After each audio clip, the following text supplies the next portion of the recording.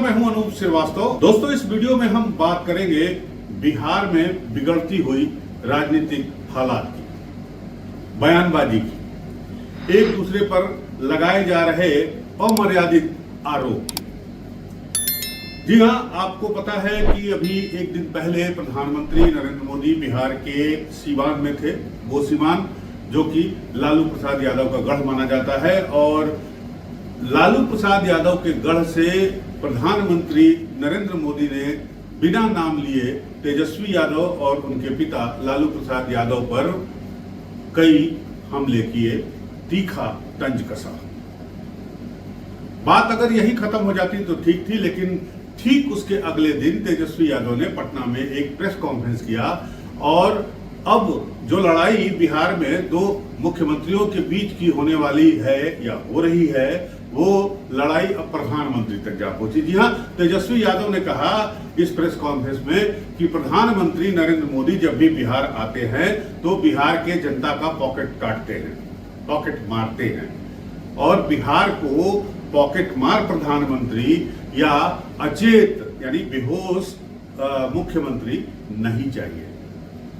जाहिर है तेजस्वी यादव ने मुख्यमंत्री पर निशाना तो साधा ही नीतीश कुमार पर, लेकिन साथ साथ पहली बार इस तरह से खुलकर प्रधानमंत्री नरेंद्र मोदी पर निशाना साधा और एक ऐसे शब्द का प्रयोग किया जिसे मर्यादित नहीं कहा जा सकता, विवादित कहा जा सकता है। जी हां, तेजस्वी यादव के इस बयान के बाद ही बिहार की राजनीति में भूचाल आ गया है। जेडीयू और बीजेपी के नेता लाठी मतलब लोटा डंडा लेकर तेजस्वी यादव के ऊपर कूद पड़े, एक दूसरे पर अब पोस्टर वार शुरू हो गया। पोस्टर वार पहले भी चल रहा था, लेकिन इस बार जो है वो तेजस्वी ने कल बयान दिया और आज सुबह पटना में जो है वो बाकायदा पटना जो इनकम टैक्स गोलंबर है वहां पर पोस्टर लगा दिए गए, चारा चोर की औलाद, कुछ इस तरह का पोस्टर। वो हम आपको वीडियो में दिखाएंगे, आप देखिएगा उसको। और उसके जवाब में आरजेडी ने दामाद आयोग का पोस्टर लगा दिया। तो पोस्टर वार तो शुरू हो ही गया। पोस्टर वार पहले भी चल रहा था, लेकिन साथ ही साथ बीजेपी के जो डिप्टी सीएम है विजय कुमार सिन्हा, उन्होंने भी कह दिया कि अचेत मुख्यमंत्री नीतीश कुमार नहीं है, अचेत तो स्वयं तेजस्वी यादव है, और आज 21 जून है, योग दिवस है, लिहाजा तेजस्वी यादव को योग करना चाहिए तो उनकी मानसिक अवस्था ठीक हो जाएगी। विजय कुमार सिन्हा का भी हम बयान आपको दिखाएंगे, लेकिन सबसे पहले आप सुन लीजिए कि तेजस्वी यादव ने अपने इस प्रेस कॉन्फ्रेंस में क्या कहा, जिसकी वजह से बिहार की राजनीति में भूचाल आया हुआ। प्रधानमंत्री जी आए तो बताएं मैं आ रहा हूं, बिहार वासियों जुमलों की बारिश करूंगा, और मेरा पॉलिटिकल रैली के लिए आप सबके पॉकेट मार करूंगा। यही ना कर रहे प्रधानमंत्री, और क्या कर रहे? बिहार के लोगों का पॉकेट नहीं मार रहे प्रधानमंत्री, और तो कुछ कर नहीं रहे। हम लोगों को पॉकेट मार प्रधानमंत्री और अचेत मुख्यमंत्री नहीं चाहिए। इस बार बिहार की जनता इन लोगों को करारा जवाब देने का। आप सब भी तेजस्वी यादव जी उनके पिताजी के विकारों से मुक्त नहीं होना, राजद कल्चर और ये जंगल राज के यूनिवर्सिटी में जन्म लेने वाले पढ़ने वाले विकारों से मुक्त नहीं हो सकते। उनको योगा की जरूरत है, योगा ही विकार से मुक्त कर सकता है। प्रधानमंत्री जैसे महामानव के प्रति इस तरह का विचार और इस तरह के शब्दों का प्रयोग वही लोग कर सकता है जो मानसिक रूप से स्वस्थ नहीं है। तो दोस्तों, आपने देखा ही होगा तेजस्वी यादव ने क्या कहा और किस तरह से कहा। और उन्होंने कहा कि प्रधानमंत्री जब भी आते हैं बिहार वासियों के पॉकेट का नोट निकल जाता है, और एक तरह से उन्होंने प्रधानमंत्री नरेंद्र मोदी को पॉकेट मार करा दिया, और मुख्यमंत्री को अचेत, बेहोश, बीमार और मानसिक रूप से भी परेशान तो वो पिछले कई महीनों से बता रहे हैं। एक दूसरे पर आरोप प्रत्यारोप का सिलसिला जारी है, और ये बड़ा तीखा रूप जो है लेता जा रहा है, या यूं कहें कि मतलब एक अमर्यादित दिशा की तरफ बढ़ रहा है। निश्चित रूप से नरेंद्र मोदी भारत के प्रधानमंत्री हैं, और विपक्ष में किसी भी नेता को या किसी भी राजनीतिक दल के मुखिया को ये इस तरह की भाषा देश के प्रधानमंत्री के लिए यूज करना कतई उचित नहीं कहा जा सकता। लेकिन समस्या बिहार में ये है कि एनडीए जो है वो अब लगातार जनता को आरजेडी के जंगल राज की याद दिला रहा है। 15-20 साल जो शासन किया लालू प्रसाद यादव और उनकी पत्नी राबड़ी देवी ने, उस शासनकाल की याद दिला रहा है। और तेजस्वी यादव इसी बात पर तिलमिलाए हुए हैं शुरू से, और वो लगातार हमला कर रहे हैं, हमलावर हैं एनडीए पर, और उनसे उसके 20 साल का हिसाब मांग रहे हैं। तो दोनों एक दूसरे को याद दिला रहे हैं, जनता को ये बताने की कोशिश कर रहे हैं कि हमारा तो बता दिया, तुम्हारा क्या है। उनका ये कहना है कि तुम देखो उनका क्या था और अब अगर आए तो क्या होगा।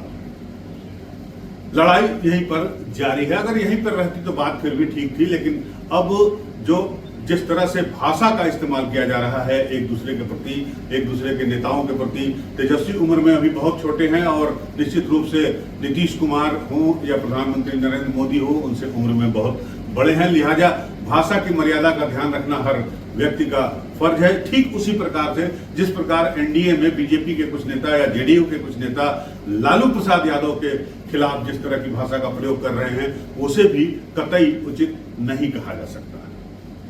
अब देखिए, इसके पहले ये बवाल तो शुरू हुआ, इसके पहले भी एक बवाल और शुरू हो गया था, और वो बवाल ये था कि अभी हाल ही में करीब 4-5 दिन पहले बिहार सरकार में या बिहार की सरकार ने, मुख्यमंत्री नीतीश कुमार ने जो आयोग में पद खाली थे उनमें जो है भर्तियां की गई, मतलब उसमें अध्यक्ष को चुना गया। तो उसमें दामाद चुने गए, जीतन राम मांझी के दामाद चुने गए, अशोक और रामविलास पासवान के दामाद चुने गए, जीतन राम मांझी के दामाद चुने गए। तो बदले में तेजस्वी यादव पिछले 3-4 दिनों से एनडीए पर हमलावर हैं, और जिस परिवारवाद का आरोप उनके ऊपर लगता है उसी परिवारवाद का आरोप वो एनडीए पर लगा रहे हैं, और दामाद आयोग की बात वो कर रहे हैं कि एनडीए ये दामाद आयोग जो है वो हावी है, दामाद आयोग चल रहा है।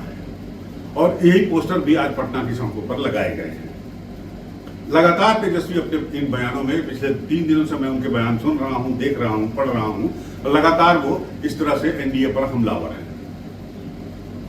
तेजस्वी यादव ने यह भी कहा कि प्रधानमंत्री नरेंद्र मोदी जो है वो बिहार आए, लेकिन बिहार की बेरोजगारी, बिहार की गरीबी, बिहार का पलायन और बिहार की समस्याएं, चीनी मिल, उन तमाम चीजों पर कोई बात नहीं कही। और तेजस्वी यादव ने यह भी कहा कि प्रधानमंत्री नरेंद्र मोदी ने जिस रेल फैक्ट्री से इंजन निकालकर अफ्रीका भेजने की बात कही और कहा कि अफ्रीका में बिहार का इंजन जो है वहां की ट्रेन को चलाएगा, उस कारखाने की स्थापना उनके पिता लालू प्रसाद यादव ने ही की थी। उनके राज में हुआ था जब वो रेल मंत्री हुआ करते थे।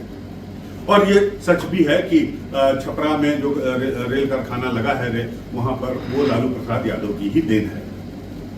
लेकिन दिलचस्प बात यह है कि अब जबकि दोनों में, चाहे वो एनडीए हो या महागठबंधन है, दोनों में अभी तक सीट शेयरिंग का फार्मूला नहीं तय हो पाया है, सीट शेयरिंग की बात फाइनल नहीं हो पाई है।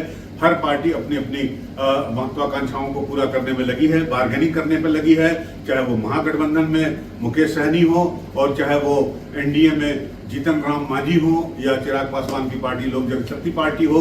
हर पार्टी जो है प्रेशर बनाने का काम कर रही है कि उसको ज्यादा से ज्यादा सीटें मिले।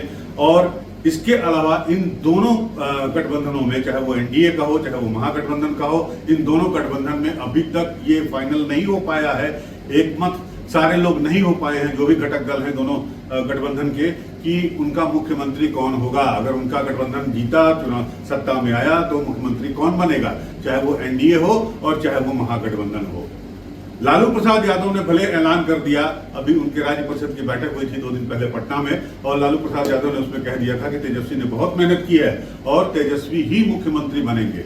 लेकिन महागठबंधन का जो बड़ा घटक दल है कांग्रेस, उसने अभी तक इस बात को स्वीकार नहीं किया है, न ही इस बात का ऐलान किया है, न ही लालू प्रसाद यादव या किसी आरजेडी के नेता की इस बात का समर्थन किया है कि तेजस्वी यादव ही मुख्यमंत्री बनेंगे अगर महागठबंधन बिहार में चुनाव जीत जाता है। पिछले कई वीडियो में इस बात का चर्चा हम कर चुके हैं आपसे। ठीक उसी प्रकार एनडीए में नीतीश कुमार के नेतृत्व में चुनाव लड़ेंगे, ये बात तो सब कह रहे हैं, बीजेपी भी कह रही है, उनके बड़े नेता भी कह रहे हैं। लेकिन क्या एनडीए अगर दोबारा सत्ता में जीत कर आती है तो मुख्यमंत्री पद की शपथ नीतीश कुमार ही लेंगे? इस पर भी कोई डिट्टो बात नहीं कर रहा है।